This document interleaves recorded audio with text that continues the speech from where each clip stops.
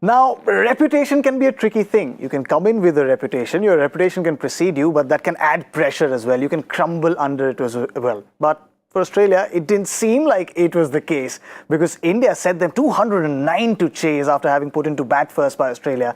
And Australia were just relentless. This game was over before the first ball of the last over was even bowled. They needed just 2 runs there. So with 4 balls to spare, Australia have gunned down 209. Cameron Green was brilliant in his opener's role.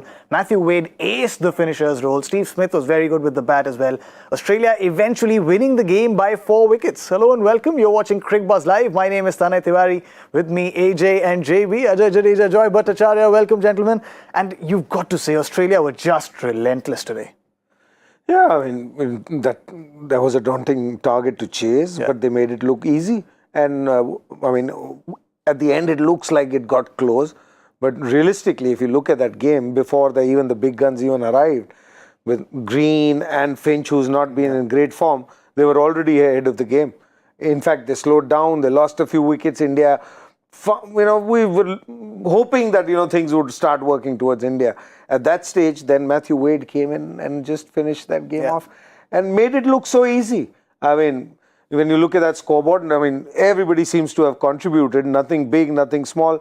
But at no stage did Australia were behind in this game in that chase, starting from that first over or probably second over, when it all started. And from there on, it just looks like 209 wasn't a good enough total, which I think was a good enough total. But India would certainly be disappointed with what they've ended up at the end of the day. With batting, they would have been happy with what they got. But with their bowling and how things went, they'll really be disappointed and probably start asking questions. They not us, but I think they probably will start asking questions again and say, what is it that we're not doing right? Yeah, you've got to ask questions, Joy, because, I mean, I know that Jasprit Bumrah didn't play this game. You have him in the squad and he wasn't available. But it's not every day that you score 208 runs as well. So you kind of covered up for the loss of Jasprit Bumrah in the runs cushion that you had. 208 is a big score on the board. Despite a 10 runs per over start at the end of 10 overs for Australia, it still seemed like India got 2-3 wickets and they were in the game. And yet to lose this would hurt. It would hurt. And what happened is, if you look at this again, just look at that run rate. 12.5 from 7 to 10. 39.4, that was the time when Australia had lost those wickets together. They lost them in a bunch. Umesh Yadav came and took a couple of wickets, and then Akshar Patel came and took wickets. But the point of it was that after that, they go on to 15. The point, they have batsmen like Wade coming in as low as 7. Yeah. And that gives you a kind of firepower which is amazing. I mean, everyone would have, natural logic would have had that Wade open the innings and Cameron Green go at 7. But Cameron Green comes up front. And he and Finch is still looking like he's struggling. But he's still got 22 of 13. 39 and 3.3, they were never behind the rate. They were never behind the rate. They were always ahead of the rate. They had that hiccup in the 12th over. But the way they recovered, and it's not just, I mean, yes, Wade finished it off. But even Inglis, 17 of 10, played confidently, didn't at all look cowed down, or the fact that they didn't allow the run rate to never build to a point where you say, okay, now this is almost totally India's game. Yeah, and it was momentary. I mean, even when the wickets fell and the required run rate crept up, they were very quick to get those boundaries consistently. And especially Wade. I mean, we've seen him finish in the T20 World Cup. That semi-final, he was brilliant. In the IPL, he couldn't replicate those performances. But today as well, those timely boundaries just kept coming from Matthew Wade's bat. Yeah, and those couple of sixes that, add to those 6 boundaries. I think he picked Harshal Patel brilliant. Because I think one of the key ingredients for Indian team at the moment towards the end of the game is Harshal Patel. And his slower ones, not many people pick it. But one particular shot that I can think of, when he picked that and that over, and then Bhuvi came a little earlier. Yeah. So it was all timed pretty well. Although having watched the game, you look at and say, at that time, should India have taken a chance with the Yorkers or should they have stayed with that length? And I mean, that's a call that you make. But he just carried on and he took all the pressure away from Tim David. We were talking about Tim David here in the morning. You ask anyone who's watching cricket around the world, you'd think from that stage, if the team had to go through, it'd be Tim David who'd take that side through. So even with plans, I think they were better executed. Not executed probably is I don't know if it's the right language to use, but everything that you plan and work towards, they surprised you with that. So what you were expecting Australia to do, that's not what they did. They did what they wanted to do at every stage. So I think they were one up on that, and they just, and they had no choice. I mean, in hindsight, it all looks easy, but at 209, you do not have a choice at the start, which they get a good start. Yeah. Then that middle stage that Joyda talked about, at that stage, they had a choice how they wanted to play, but that's when they actually pushed the accelerator, and they just kept going. And I mean, we were talking when we talked of Indian batting and said 7 to 10, you look at 40, but look at 7 to 10 on this side. 49. So now, it looks like we were slow or what. Yeah. So these will always keep changing, but what they needed, they carried on doing, and they were just never behind the game. I mean, I'm trying to think of a situation where did India have a chance, except for when Akshar Patel was bowling, and he also didn't bowl, all together. He came and picked a wicket, brought the game back, then he came back. Every time he came back, except for that, there was no problem that Australia had, and they didn't even have to take chances. And what I mean by taking chances is that, if you're bowling a certain areas that, you can be hit for a 6. And that stage when India had picked up those wickets, India didn't do that. India carried on with the plans that they have. They went for Yorkers or whatever. And in that, it just didn't work. I mean, it's really difficult to figure out where did we go wrong. Yeah. Because throughout that innings, I think we went wrong. It's not one stage where I could pick and say, oh, this could have been different or that could have been different. If there was at the start, you'd ask me, I would have said, Akshar Patel probably is the one because the ball is seaming around, everything's there for the seamers. But Akshar Patel ended up doing the best that he could do, or he when you look at those numbers, he looks the best as well. And he is been the best bowler today. He looks as if he was playing some other game and everybody else was playing a different game. So it is and Chell, I think, has had a few games that, questions. Haven't really gone his way. Yeah. And so, I mean, I feel for Rohit Sharma because everything Rohit Sharma did was right. He tried to do whatever he knows what to do, but Australia had an answer for every move that Rohit Sharma made today. They did. No wonder they're the world champions, and they had answers for everything that India asked them. But Joy, the one thing that he mentioned about Wade, and you had a very interesting observation on how Wade kept rotating the strike in Australia's favour, because at the other end he had Tim David with him. Yeah, I mean, look at Tim David. He comes in at the last wicket of the 11th over, 12th over to the 19th over. He got out in the 19th over first or second ball. Yeah. The man bats just 14 balls. Just 14 balls. That means whatever's happened, he hit one big shot, but they basically played around it. English first attacked, Matthew Wade first attacked. Tim David did not take any risks, and he didn't need to because there was so much being done at the other end. See, if you see the game, it really changed. There's a 15th over, which Akshar Patel bowls, goes for 3. Okay. Then the 16th over, Harshal Patel comes back, bowls a 6-run over. That's when there's pressure. Bhuvi comes back, immediately it goes for 15, the next over goes for runs, the next 3 overs go for runs, then the last over is completely meaningless. So that's the thing, that if you had just 2 overs of real pressure. In terms of actual pressure, there were only those 2 overs. Once they released that pressure, we were absolutely powerless. And I think what will bother India is that Bumrah's not there. But I mean, literally 10 of your 11 first choice players you think are going to play are here in this field. I mean, Bhuvi, everyone thinks Bhuvi is going to be bowling in Australia. Okay. So maybe Umesh Yadav may not be there. But Akshar Patel definitely is a prospect, given the fact Chahal is a prospect, Harshal Patel. All these, Hardik Pandya, all these are part of our plans. And if bowlers who are part of our plans are being taken apart so easily, it's something to worry about. Yes, it's happened in one match, but they never looked in trouble against the likes of Bhuvi. They never looked as if they were struggling. Whether it was the tactics, whether he was bowling. If you remember, at one point they set the field and he was bowling Yorkers with, he was trying to get him to induce, but he was breaking the field, and they continuously, got through the field, pierced the field. And I mean, in fact, we were here at the show when you said first ball was hit for a 6, and when we saw that wicket keeper come up, because what is Bhuvneshwar Kumar? I mean, his biggest strength is swing, and when he swings around, and when the keeper comes up, you've taken away half the the strength that he has. So mentally, or maybe we thought there were enough runs, we didn't want to take a chance. I think this is an odd game. I would actually not go so deep into this game and analyze it so quickly, so much in depth. is for a couple of reasons. One, yes, we've lost the game, so we all feel a little bad, and we look at those numbers and say, our bowlers have had a bad day. But the flip side of that is, I mean, our batsmen have had a fabulous day as well. Yeah. So maybe the conditions were different, and they certainly were when we watched the game. Now, in hindsight, it's very easy to say, this is one of the finest wickets that we see. Outfield is very fast. So it was equal, in that sense. So maybe we're probably, jumping the gun, as they say, and saying, maybe this bowling has something to worry. But Bhuvi is somebody, unless there is something in the wicket, this has always been the case. With Bhuvi, it's very much like KL Rahul we were talking. There are two switches. It's either switch A or switch B. And today was the switch B of Bhuvi because there was no help for him in the wicket.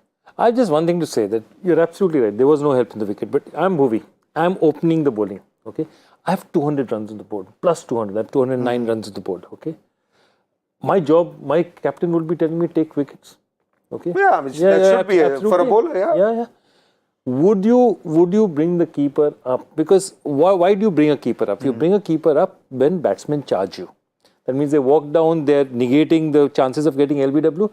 But it's a defensive move. It is. Finally, at the end of the day, all I'm saying is that bringing a keeper up is a defensive move. I'm anchoring the batsman to the crease. I'm not allowing him to go out, saying that if you go out, there's a chance of getting stumped. If you remember, third or fourth ball, he edges and it goes past the slips for 4. It does, yeah. If you had a conventional field, that's in first slip's hands, or the keeper might have had a chance. So what I'm saying is, if you have 200 runs on the board, would you go defensive after one shot? That's my question. You shouldn't, but I think that's what Australia does to you.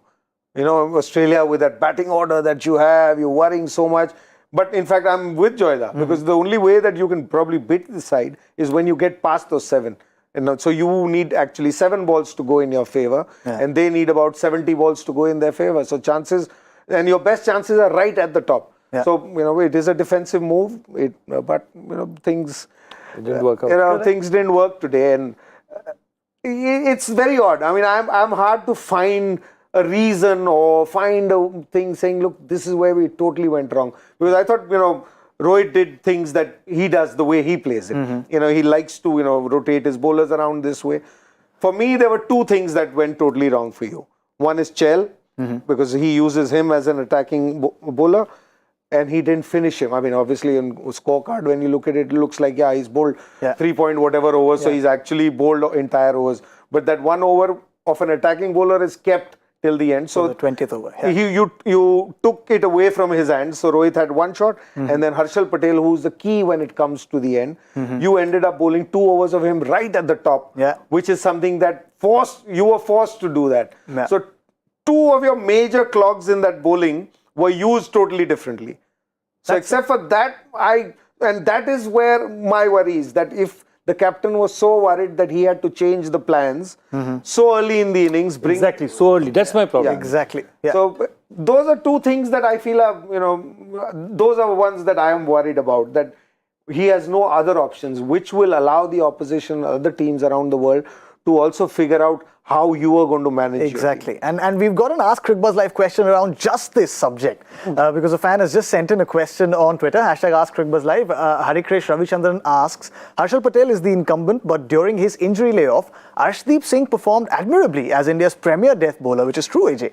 Now, can India start with 2 death specialists in Australia? Something you said, Harshal Patel, you don't see him bowling up front, but we saw him bowling up front today because of the kind of onslaught that Australia put India under. But can this happen? Can you bowl Arshdeep and Harshal both, and you have 2 death over specialists? Because we saw today in the death overs, India really leaked runs.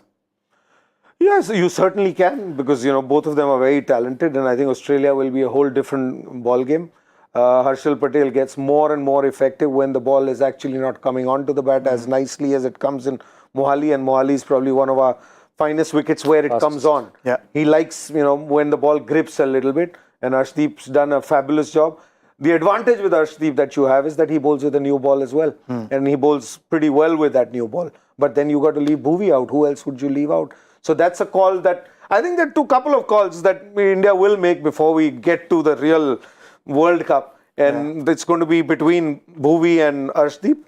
Because I personally feel Harshal will certainly be part of your plans because he's a very special kind of a bowler. He may have had a bad day today and he's added batting. Don't forget about that. That is true. So Correct. one is that call, between Arshdeep or Bhuvi, who do you start with? And it's a tough one to make because you've got an experienced player on one side who swings the ball versus a young man. Who are you going to go with? So that's a call that India will make in that 11 before we play for India. And the other call that they'll have to make, or they will make, and which they're going towards, is whether it's a wrong time to pick that call.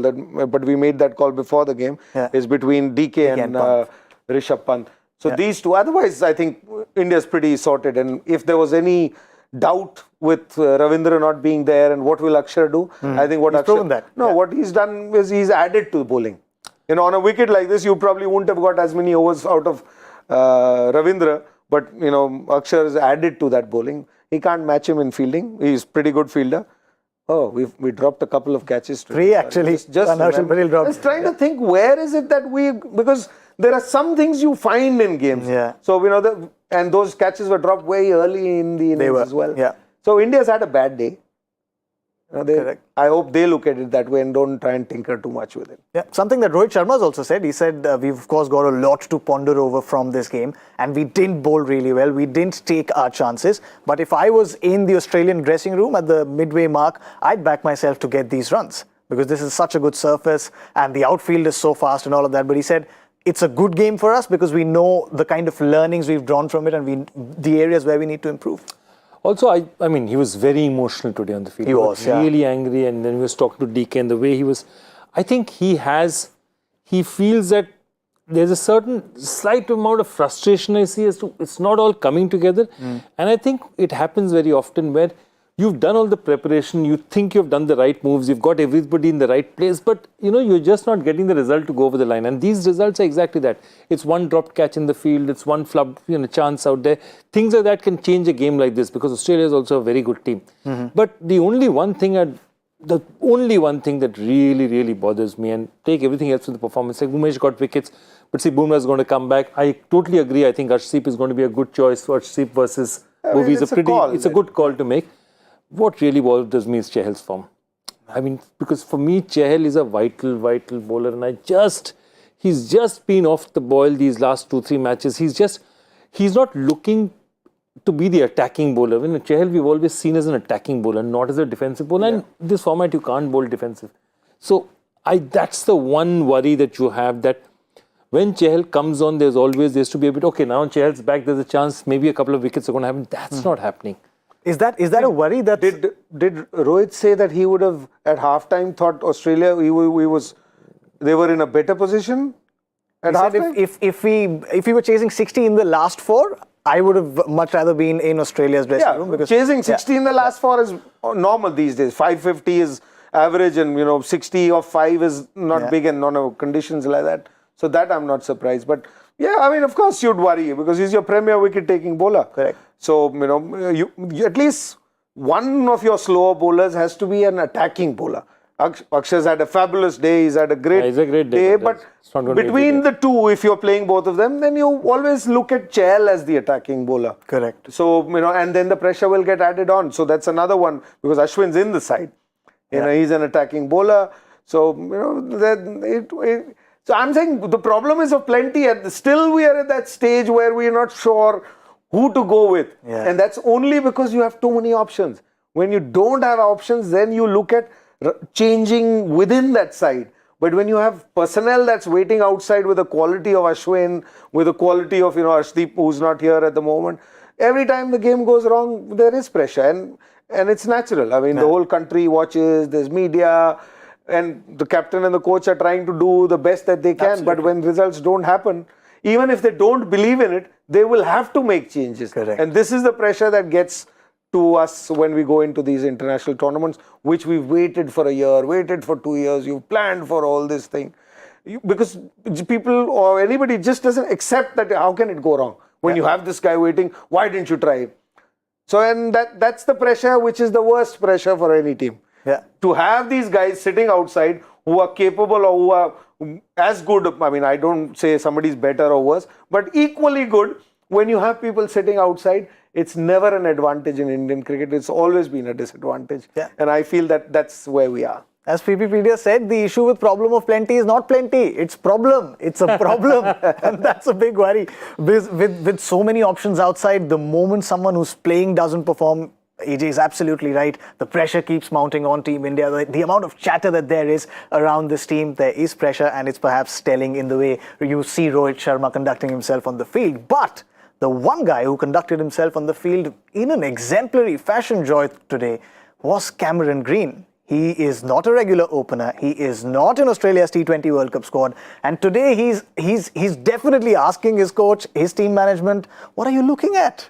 Yeah, so I think Australia, if you remember, just before this, the series they played, they were trying to play that 4 all-rounder series where you have Stoinis, Green, Mitch Marsh.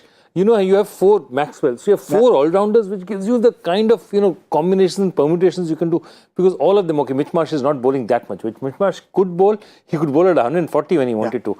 And literally, they had so many options. So Cam Green gives you a whole lot of options. Also, what he's doing is now he's giving you this huge backup. Because now you're looking at the team and you're saying that, okay, if Mitch Marsh is, for some reason injured, Mitch Marsh is so injury prone. Yeah. He's probably one of the most injury prone players. So Stoinis is not having a good time. Here's somebody who can walk in straight. A big call to, open with him instead of Wade. That would have been the natural cause, but it's worked out for them. And I think what they've got, they also have a problem of plenty because this guy is going to be sitting in Australia and watching in a television set, which is fascinating. Yeah, that's a good game, but I have no doubts that next game when India starts with if these both openers come in with Green at strike, you'll suddenly have a spinner coming on to bowl. Okay. So, when somebody comes in new in India or around the world, these days we get so excited and say, oh, he's done so well. But the data is going around so quickly, not that Green, people didn't know about him. But when you have success, suddenly the opposition will start changing. Absolutely. So, we'll wait and watch by the end of the series whether Mr. Green is still the guy who would be... Huh? Yeah, still as green as ever. And Absolutely. No, but he had a great day. I mean, but sometimes what happens is when you're chasing such a big total, or 209, you are freed. You don't have a thought that you have to take your time or do something. You got to go out there attacking, because out of those 30 balls, the first four balls he was batting at 16. So you've got that great start. You've moved on with that stage, and ended up at 61. I don't know how Australia looks at it, but when he got out, that's the only chance that you had. Whereas he had taken the team from needing almost 11 and over down to 9.5 or 10 and over, and then to throw it away. So I don't know whether Australia looks at it like that and says, listen, you've still got a long way to go to figure out how to be part of this team, or they look at it and say, look, let's have these young people around, man. They throw their bat around. They don't worry about anything. They might take the pressure away from that. So when he comes out next time, it'll be interesting to watch how he approaches. Does he approach this? Because say if they're batting first or they're chasing 168 or 70, does he have this approach? Because if he has this approach, any team would want to have a man who gets 60 of 30 balls. Absolutely. And bowl at 140 and a pretty decent fielder. But Joy, this is a great opportunity for Cameron Green. He's saying David Warner's not here. Next 2 games, I can produce similar performances, even if it's not a 200 strike rate performance. If I can continue performing like this, I might just do a shami in Australia's World Cup squad. It's like they say that this is what he's talking about. Ajay is a sophomore curse. So far, how much before a team meeting, you do a team meeting, you 3, 4, 5 players, the top batsmen, the opposition bowlers would be looking at, okay, this is where he bats. They probably wouldn't even have scouted him that much before this match. The next match, they look at him, they look at how he plays spin, exactly as he said, maybe put on a bowler early to see. So he's had the advantage. And again, the 2 things he has not had, India has not scouted him that much. Doesn't seem to have. They quite might have. And the second is what he's talking about is even more important, is that he was playing with a free mind. You see, it's 209 is I don't need to think total. 160, 170 is, I have to think of my approach. Okay, am I going fast? Okay, I'm at 9 and over. Should I accelerate? Should I play this? Should I take any risks? You think when it's 160, 170. You don't think when it's 200. And that's the one thing that, then the experience comes of reading a situation, saying, okay, how do I play it ball by ball? How do I play it? He's played with a totally open mind today, and he's allowed other people, therefore, to play around him. Because if one guy does that, everyone else plays around him. Tim David got 18 or 14. But hey, Australia won the match. He could because Matthew Wade was going at the other end. Yeah. Josh Inglis was going at the other end. Yeah. So the issue with problem of plenty is only when you're not winning. If you're winning, the problem of plenty is just fine. It's a good headache to have. But we've discussed a lot about Australia. Positives for India. One big positive is definitely Akshar Patel, the way he's bowling. You just mentioned that Yuzi Chahal was your attacking bowler. But here are his figures. 4 overs, 17 runs in a game where the opposition has scored 211 in 19.2. He goes at an economy of 4.25. That is brilliant. 2 overs worth of dot balls. Yeah, exceptional bowling, I would say. When, amongst those 4 overs, you saw the variety as well. Yeah. He had to be brought on very early in the innings, in the power play. He comes, picks up a wicket, has a great over there. Then even in the middle of the innings and almost towards the end, what was it, over number 14, like you said? So it was not just at one go that he just went through the innings. And he actually brought you back every time into the game. And almost like an attacking bowler. When you come on, you're looking for wickets. He picked up wicket every over except 1 over in his spell, and hardly gave away any run. So, he's had an exceptional day. Far more than what Rohit Sharma and the team would have expected from him from bowling. Not saying that he's not capable of doing this again. He'd do it day in and day out. But I don't think when the plans would have been made, you would have said, Akshar is the man who's going to bring us back, or he's the attacking option that we have. But today he was used as an attacking bowler because he picked up wickets every time he came. Yeah, and so you were saying something? And also, I just want to say, he didn't score too many runs if you look at the board. Yeah. But he hit one straight drive, which was brilliant. absolutely classy. Out of the game, perhaps, straight back past the bowler. So it gives you, those are the two things that I actually liked. Harshal Patel batting, Akshar Patel showing that he can also hit the ball very well and hit the ball classily. It's not he didn't slog the ball. In fact, I feel bad for him because he actually won you a game in West Indies when you were struggling in that one-day game. He got a 70 odd, and he's never been the man who's been sent ahead. Left-hander batting. But to be fair, there isn't space. Who do you send him ahead of? So he's got enough in his batting. His batting is always, for me, his batting has been a bigger strength than his bowling. But today his bowling was also exceptional.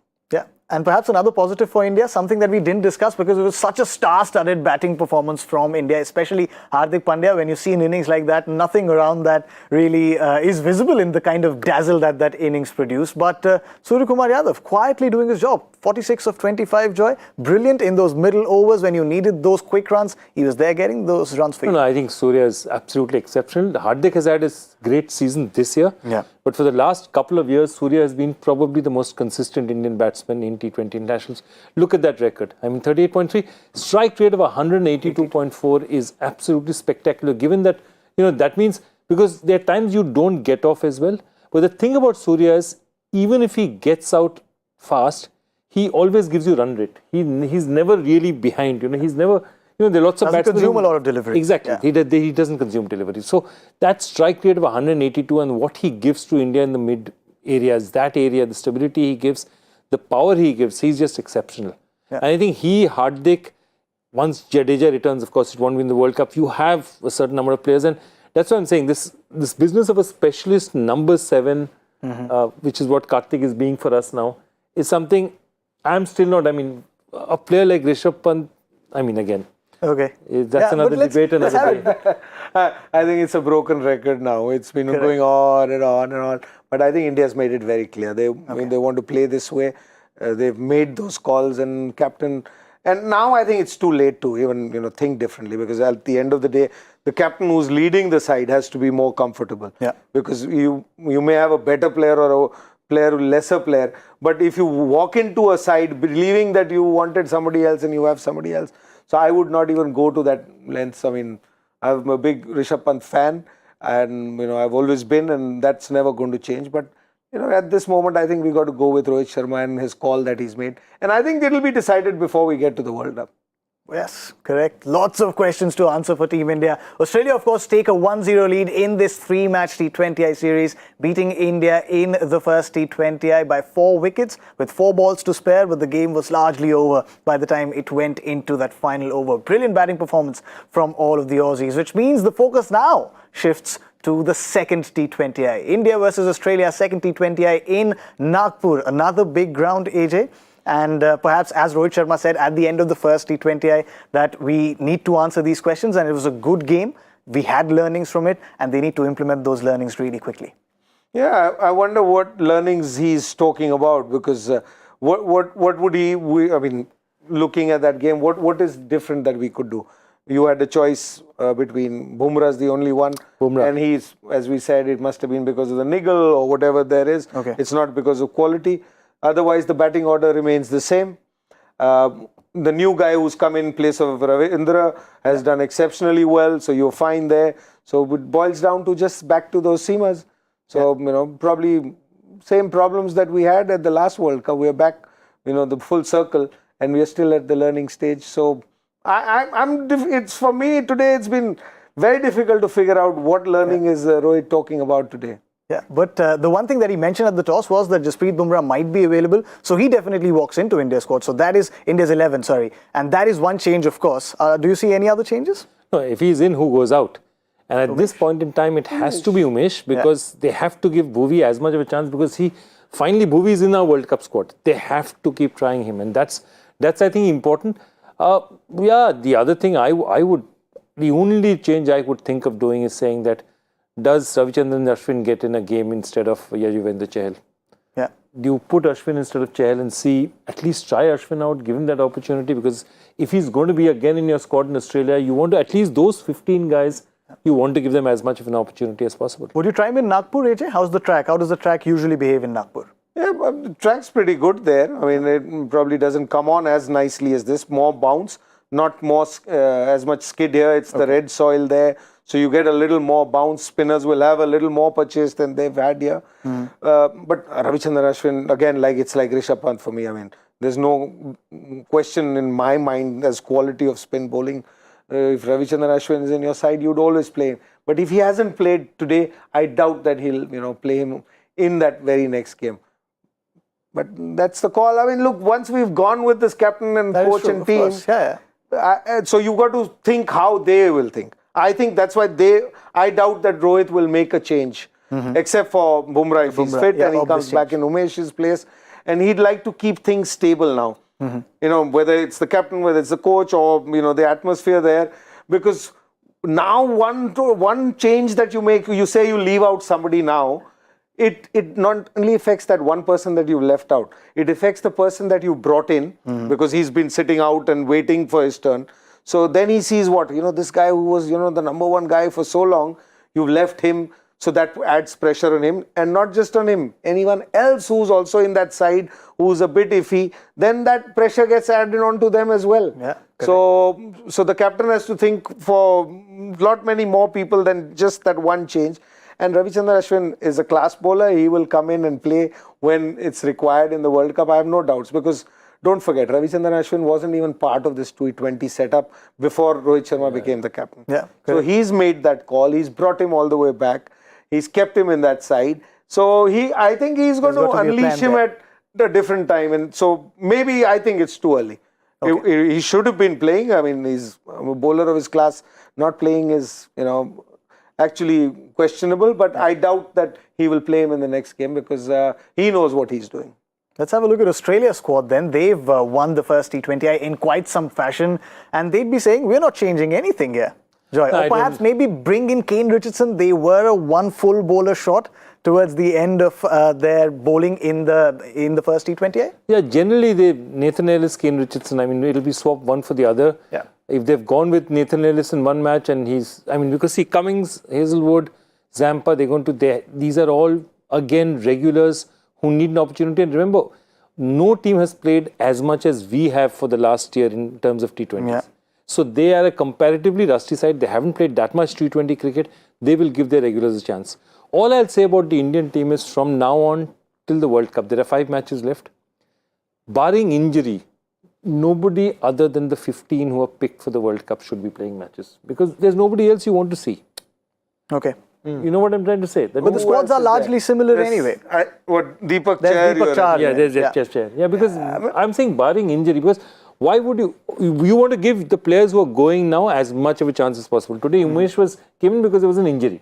But other than injury, you should be playing within that 15. There's no point trying anyone else. Yeah, I'm with you. I feel that's what should have been happening in the last whole year. Exactly. Because, the only new guy that you have in this side is Huda from that last World Cup. Who else is new? Only the And spinners? DK, of course. Huh? And DK, of course. DK Oh, sorry. not a part of the Apologies. plan. Yeah. So I keep forgetting. So that's DK, but he's not the main role changer. Yeah. He comes into a game when the game is almost set up either this way or that way. He'll either come in when you're 5 down, or he'll come in with 18 balls to go. So if you're playing a 200-run game also, he comes into the game only very late. Yeah. Or when you're chasing. So, but the problem is at the start. You know, the whole problem from the last World Cup to the start is the start. And the start, for me, it was never a problem. But for a lot of people who enjoy the strike rates and numbers, that was the problem. And today, trying to achieve that, you're trying to diminish whatever the strength of those top 3 is. Yeah. Because what we saw even in this game in Mohali today was, the 2 guys that you lost were trying to, move on from a pace or trying to push the game, and that's something that you don't expect from them. You have many other guys to do that. The solidity is what has been their strength. Both of them who got out today trying to force that whole issue, the 10 years that they played for India, or they've done exceptionally. One is the captain, one's the former captain. Yeah. Their biggest strength has always been solidity. So you're trying to move people away from their strengths and trying to get them to do something the others can do. Interesting. Very interesting. The one more thing that was very interesting was today's Joy Factor question. Did you crack it? Let's have a look at the question first. It's Shakib Al Hassan for Bangladesh, Waqar Yunis for Pakistan, and Jason Holder for West Indies. Who's it for India? One of my favorite cricketers. The one and The answer only. is Nawab of Pataudi, Mansoor Ali Khan Pataudi, youngest test captains for their countries or teams. Shakib, of course, if I had said Tatinda Taibu or I had said Graeme Smith, I would have given it away. Yeah, correct. But those are the players who've been the youngest test captains. I mean, it was amazing. When Pataudi became captain, every member of the side was older than him. Wow. So he became the captain of a side where he was the youngest player, which is quite amazing. Incredible. Another proof. You don't need stats to find the best players in the world. True. Another proof that everything that has been planned in Indian cricket has never worked. Unplanned things have been the most successful. Yeah, including your best captains that you've had in the past, best players over the years, if I can pick, whether it's Saurav Ganguly, whether it's Rahul Dravid, all these players, they were never planned over a year and made players. They emerged from, different places. So, yes. And another proof and another reason why you should watch Retro Reels on Cricbuzz Plus, because if this 10-second segment was fun to you, that entire show is filled with these nuggets. Retro Reels with Joy Bhattacharjya, of course, on Cricbuzz Plus. But let's have a look at the winner now. Who's the winner of the Joy Factor question? Danish Khan at Danish Khan 30. Many congratulations, Danish. I don't think we've seen this name very often. No, I haven't seen it. You haven't, right? Fantastic. Great to see. Many congratulations, Danish. You cracked it. Did AJ? Your breed is growing. Did you crack it? Did you crack it? I didn't. I tried cracking it, but I was thinking of what these guys do. I never thought of the captaincy bit, because with Joyda you never know what googly is. There is a googly always. Yeah, it's easier to set these than to play cricket. So yeah, why not? No. But this is a good way to teach people about history, people about what else is happening in the game, because we are all humans and we forget what's happened in the past. There's enough. And Nawab Saab was I didn't see him play, but I was blessed enough to spend some time with him. Wow. In fact, where Joyda's just come back from Switzerland, I had a week with him in Switzerland. There was a tour that all the greats had gone. You came to Summer is the nice you played. Up there in So that week that I spent, I think probably learned about cricket more than years that you spend on the ground. He was a man who thought about this game totally differently, and that's why he was probably one of the best captains India had. Never had the fortune to see him live, but I was blessed enough to have spent some time. Wow. And for no reason, I don't think it was for no reason that they called him Tiger. That man was a tiger. He was a leader no matter where he went, and blessed to have spent some time with him.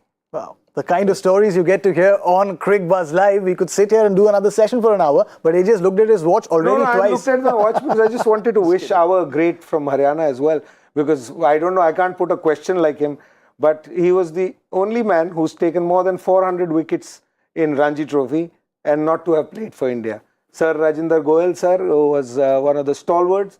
It's his birthday. I want to wish, sir, if you were watching, because I know he enjoys his, Cricket analysis. Nitin played with me, his son, so wanted to wish Nitin as well. And he was one of the stalwarts. Can you imagine somebody taking 400 wickets? I think he got 640 wickets. Wow, more than 400. Yeah, yeah. He's the was only man incredible. who's not played for India who's taken 400 wickets in Ranji Trophy. So, so there are unsung heroes who have given so much to this game. And thanks to Joyda, they all keep coming back. And thank you, Joyda. Absolutely. No, not at all. I was just thinking that's all I was trying to look at. How many wickets did he end up with? And they say he ended up first class 750 wickets. 750, yeah, 750 test. But I think 640 Ranji wickets he had. I mean, but he was the most soft-spoken man you would ever come across. Amazing character. A very happy birthday to you, legend, from all of us here at Cricbuzz Live. That's all the time we have tonight. Of course, Australia lead this series 1-0. India go into the second T20I trailing. We'll be back on Cricbuzz Live again, but it's thank you to AJ, thank you to JB for joining us today. Thank you to all of you as well. We'll, of course, see you super soon. Good night.